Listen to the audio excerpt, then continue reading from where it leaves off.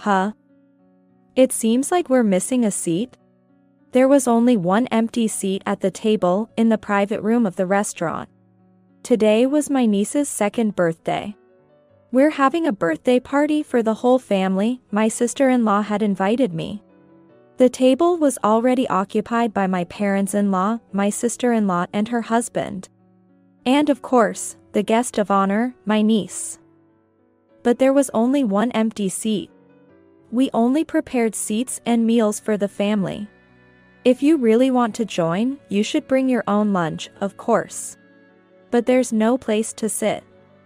Though, but, you said we should come together. Yes, I wanted to make it clear in front of everyone. I don't want to see the face of someone who's destroying our family anymore. Greg, you should divorce her as soon as possible. I couldn't hide my surprise. I never expected her to blatantly say, get a divorce. And to use the child's birthday party to involve the whole family. The supposed star of the day, my niece, looked on with a worried expression amidst the adults' commotion. This was supposed to be a happy occasion. Let's go home. Yeah. We decided to leave quietly after handing over the present, not wanting to cause any more distress for my niece. Then my sister-in-law laughed and spoke to her husband. Hey, Greg. You should celebrate with us. You're not a child, after all. Rachel will go home by herself. Did she really think my husband would never oppose her? He glanced at my sister-in-law and started walking away, silently putting his arm around my shoulder. However, just after this, another person would get up from their seat. And a tragedy would soon befall my sister-in-law and her husband. My name is Rachel Cohen, I'm 30 years old. I work as a freelance graphic designer.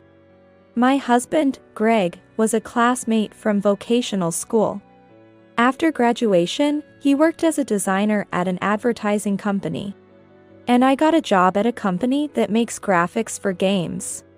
We started dating after graduation when I began to share my work troubles with him. To me, my husband is a colleague in the creative field, a confidant, and a reliable partner. I decided to go freelance when we got married because I was anxious about continuing my busy job while managing household chores. With just the two of us, my income should be enough. Why don't you take the plunge and try? Really? Then I'll give it a shot, and if it's too hard, I'll look for another job right away. You'll be fine, Rachel. You were always the best in our class at vocational school. His praise was the final push I needed. But still, the first year was really tough.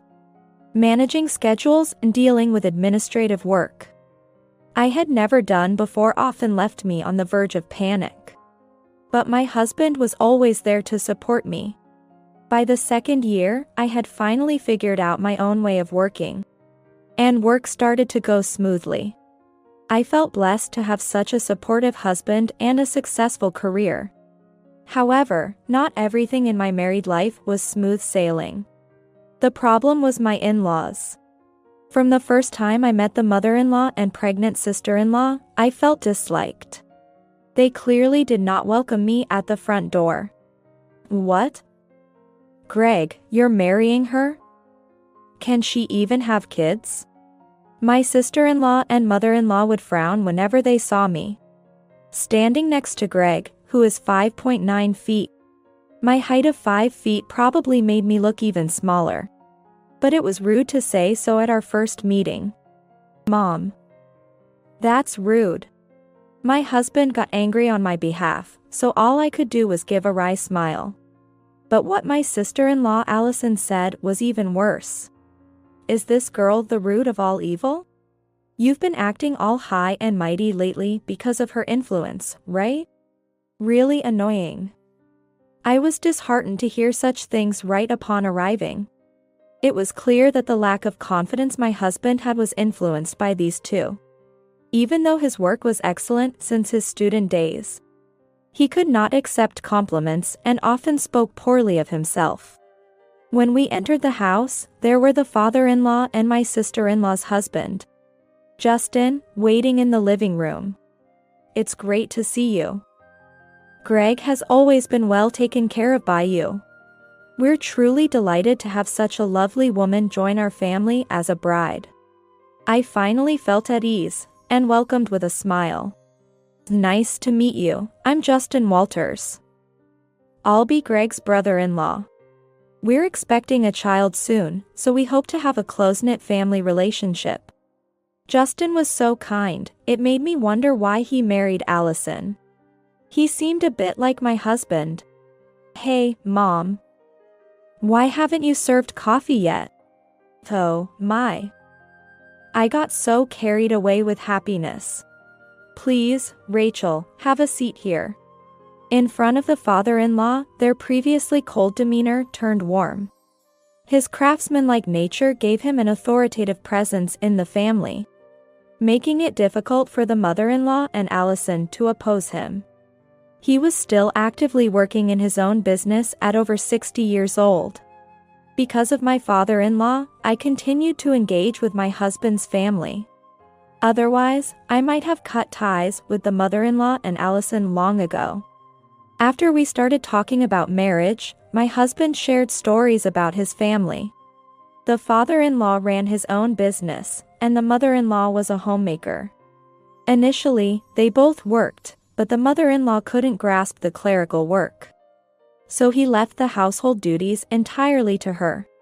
Allison was always the smart one, which made Mom cling to her from the start.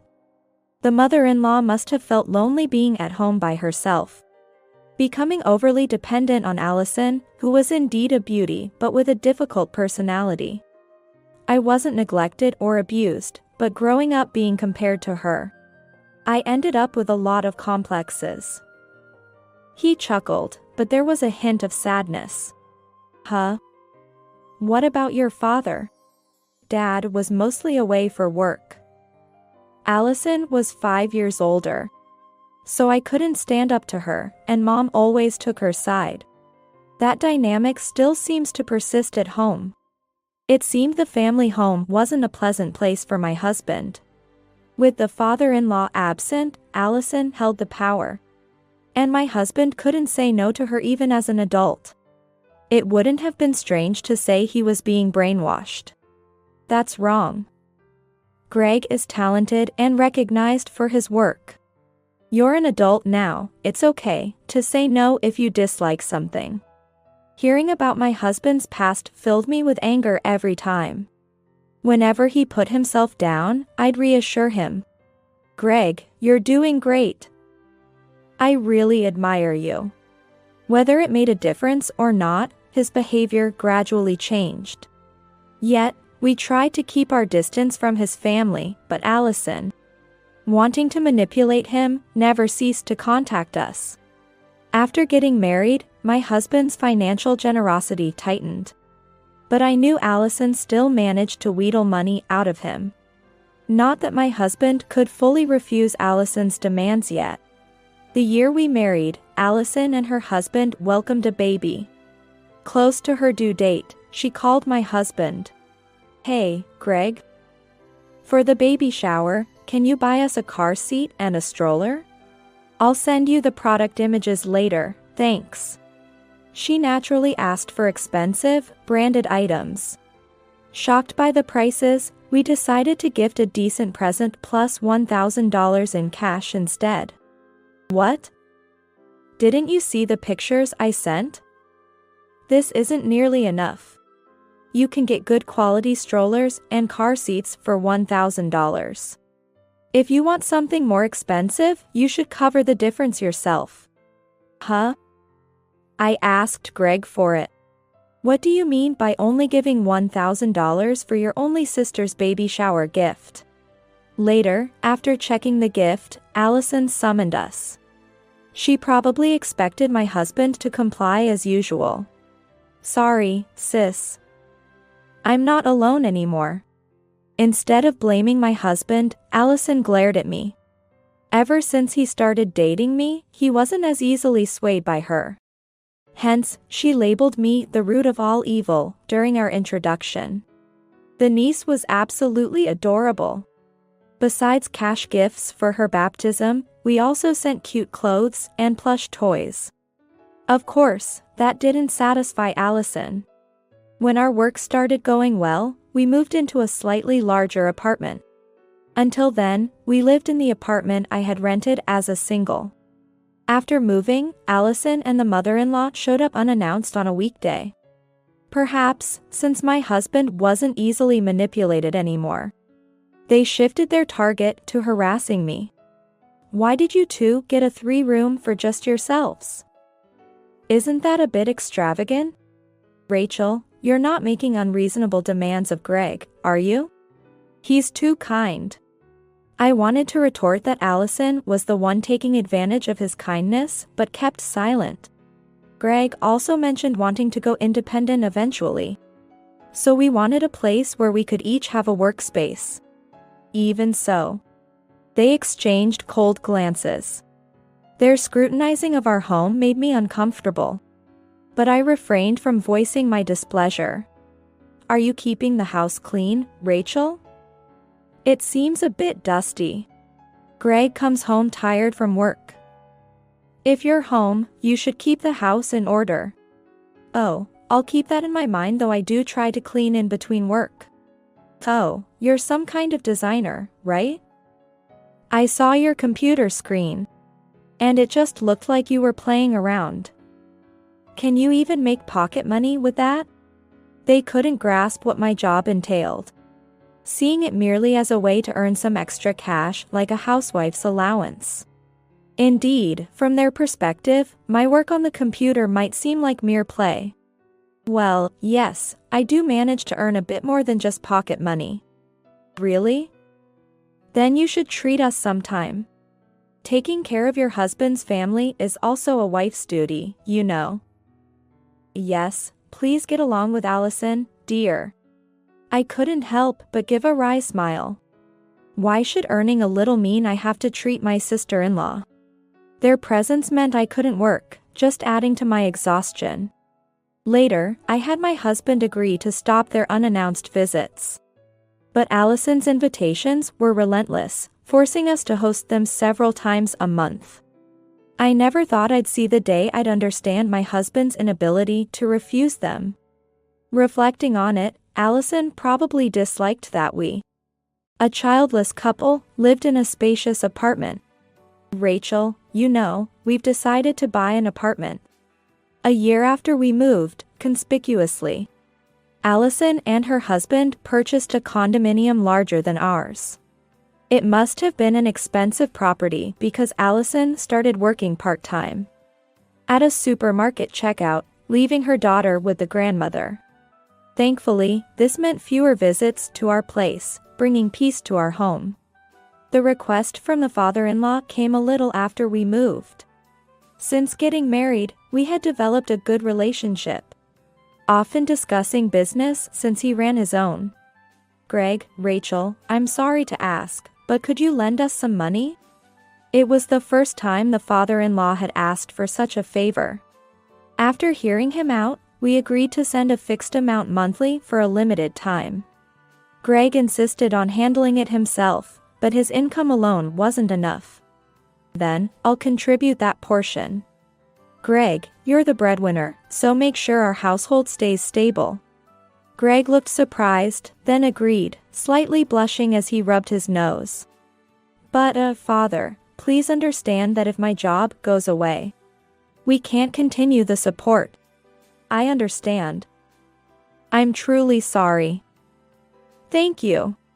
Seeing the father-in-law repeatedly thanking us made me feel like I was finally able to contribute to my husband's family. 2 years later, we discovered I was pregnant. Maybe it's time we had a child, we'd been saying, so Greg cried with joy at the positive test. Rachel, thank you. I promise to be the best dad. Really? Even over your sister? No. I won't give any more financial support to my sister. That's a promise. Laughing at Greg holding up the pregnancy test, we hugged and cried together. It was a declaration of independence from being dominated by his sister. Discussing when to tell his family about the pregnancy, we got a call from Allison. Next week, we're celebrating my child's birthday at a restaurant.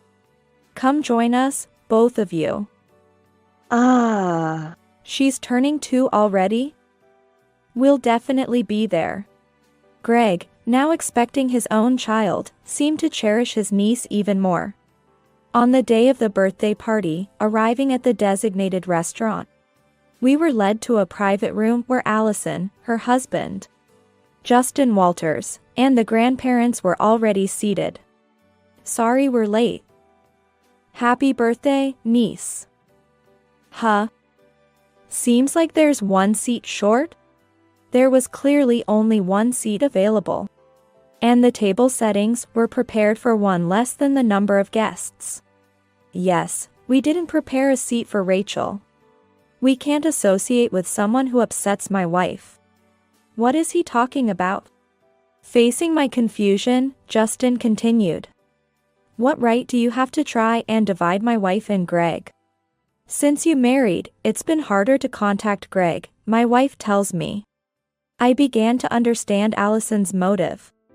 She had likely been feeding Justin a skewed narrative to create a situation favorable to her. Allison smirked triumphantly when our eyes met. We only prepared seats and meals for the family.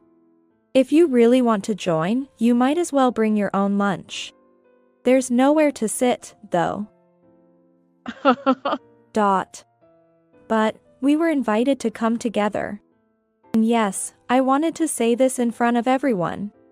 I don't want to see the face of someone who's destroying our family. Greg, you should divorce her soon. I couldn't hide my surprise. I thought she wanted to separate me and my husband. But I never imagined she would outright say, get a divorce. Greg, it seems you've been under Rachel's thumb, haven't you? Working hard and yet you have no freedom with money. Since finding out about my pregnancy, Greg had started to firmly refuse Allison's demands for money. It's clear she had labeled me a complete nuisance. But to use a child's birthday party to involve the entire family. Greg, silent next to me, pulled me closer in a protective gesture. The niece, today's supposed star, looked on uneasily at the adults' exchange. Despite the supposed celebration, I felt a surge of anger and sadness, nearly bringing me to tears. Let's go home. Yeah. As we decided to leave quietly without causing further distress to the niece. Handing over only our gift, Allison called out to Greg with a laugh. Hey, Greg. You celebrate with us. You're not a child, Rachel can go home alone. She must think her brother would never defy her. Greg, after giving Allison a glance, started walking away with me, arm around my shoulder. Then, we heard the sound of a chair moving. I'll be leaving too. As he stood up, he patted the niece's head as if to say sorry. Allison seemed taken aback by her father's unexpected action. What? Dad, what's wrong? I explained about Rachel before you two arrived. She's a plague, you know. The father-in-law sighed deeply, disappointed. If you seriously believe that, you're truly foolish. The money your mother sends you comes from Rachel's assistance. What?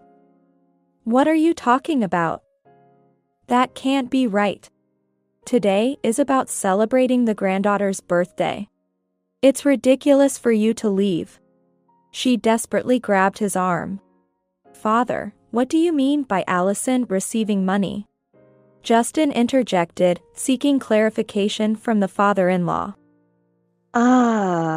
Despite working part-time 5 days a week. You claimed life was tough after buying the condo. I want to know what's going on. What? Allison said that? Why would she do something like that?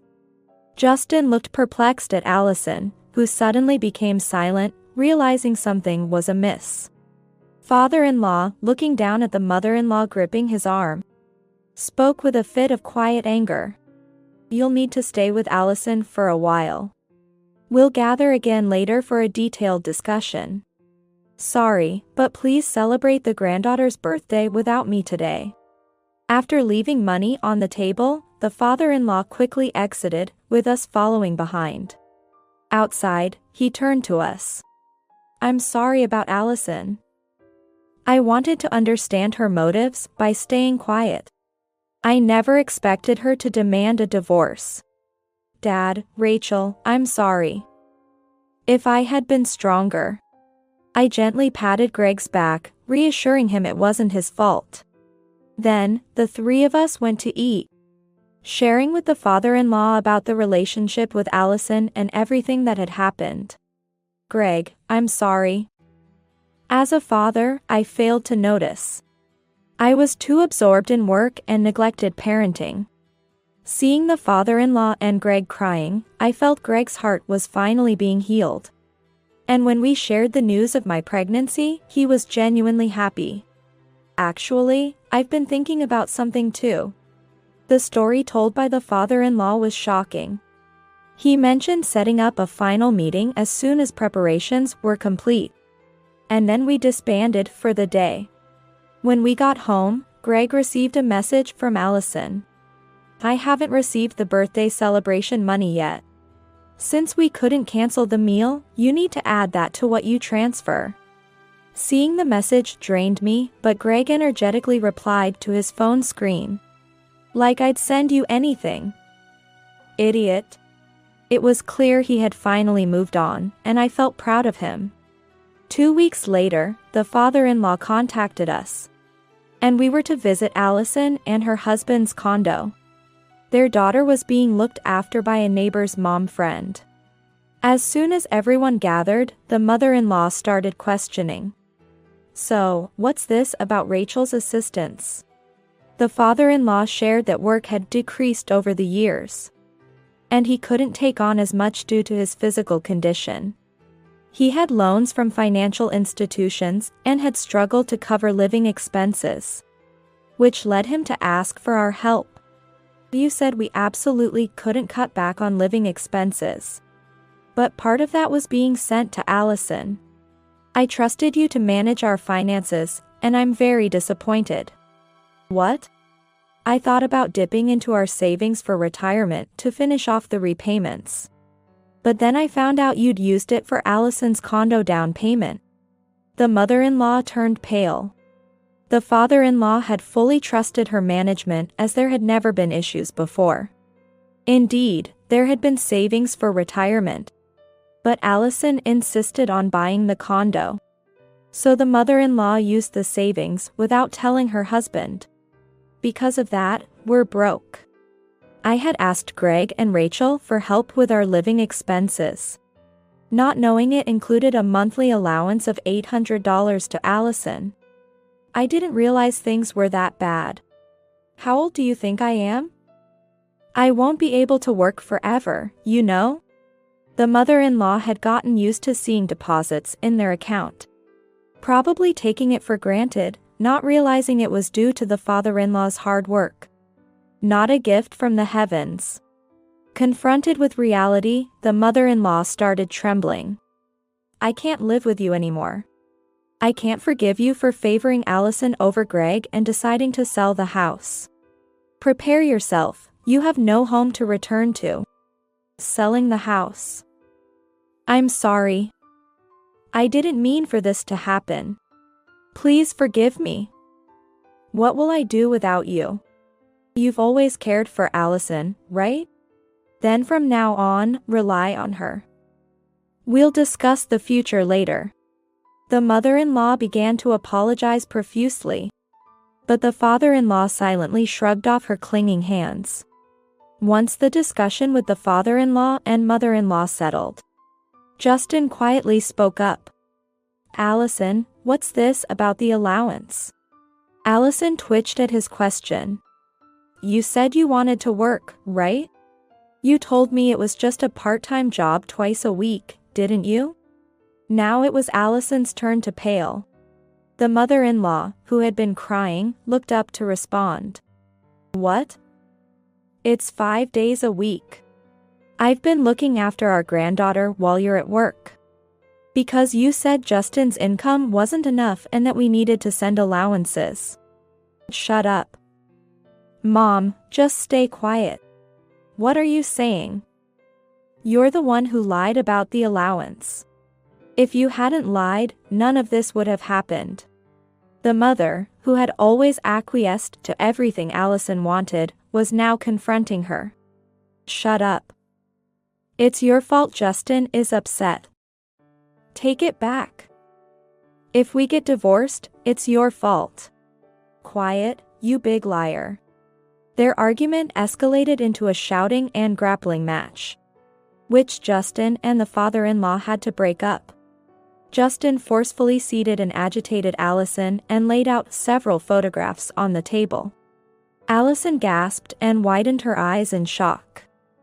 After hearing from the father-in-law and feeling suspicious, I spent the last 2 weeks investigating you. I expected some wasteful spending, but I never imagined you were cheating too. Everyone gasped and leaned in to see the photos showing Allison clinging to another man. No, you've got it wrong. This is a misunderstanding. It seemed her part-time earnings, the money from her mother, and the allowance from my husband were all spent on shopping sprees and outings with her affair partner, who was an unemployed high school classmate she had reconnected with a year ago. No wonder there was never enough money. We're getting divorced. I'll take custody of our daughter. If you want to see her, you'll have to come to my parents' place. His family lived a 2-hour flight away, making frequent visits difficult without genuine effort. Justin was prepared to quit his job and move back home. No. I won't divorce. We just bought our condo. It was just a momentary lapse. Please, forgive me. We're a family, aren't we? No way. You destroyed our family yourself. You're a stranger to me now, better off divorced. You said it yourself. Allison's words at the birthday party resurfaced. She began to scream like a child whose demands were not met, her face turning bright red. What's going on? Why isn't everything going my way? Why? Why won't anyone listen to me? Her behavior, banging on the table and crying out, was eerily reminiscent of a small child, sending chills down my spine. The discussion was clearly over. As the father-in-law and we stood to leave, the mother-in-law and Allison hesitantly looked up. I felt compelled to say one last thing. I'm pregnant. Since the father-in-law is considering divorce, we will stop the $3,000 assistance next month. That's fine. I've got it figured out. What? Pregnant? $3,000? Allison, who had been crying just moments before, stood up with a hysterical voice. Despite what you think, Rachel earns $5,000 a month as a graphic designer. What? Why only you? I won't forgive this. If it weren't for you, none of this would have happened. You owe me compensation. Allison charged at me with a wild expression, emitting a bizarre scream. My husband, standing beside me, stepped in front of me, grabbed Allison's arm as she lunged, and forcefully pushed her aside. Carried by her momentum, Allison crashed into the wall and fell to the ground. Don't you dare lay a hand on my family. I will never be under your control again. Stay away from us. I believe those words from my husband were the ultimate retribution to Allison. Opening the door to the silent apartment, we finally stepped out of the world dominated by Allison. Afterward, the in-laws began considering separation with divorce in mind. By selling the family home, the father-in-law was able to pay off his debts and now resides in his office, finding solace in their separation. The mother-in-law was provided with an old apartment, where she receives a small allowance plus rent. Recently, she started working as a cleaning staff at a condominium, surely feeling the weight of her situation. Allison's marriage quickly ended in divorce. The condo, despite her mother's efforts, had to be sold due to Allison's inability to afford the mortgage. Justin gained custody of their daughter and moved back to the countryside, expressing his apologies to me. Left without options, Allison moved in with her mother, juggling multiple part-time jobs to pay compensation and child support, a situation that seemed to strain their relationship further. As my due date approaches, Greg and I are considering buying a home and possibly living with the father-in-law after the baby's birth, with plans for Greg to start his own business next year. We look forward to collaborating on work, household duties, and parenting.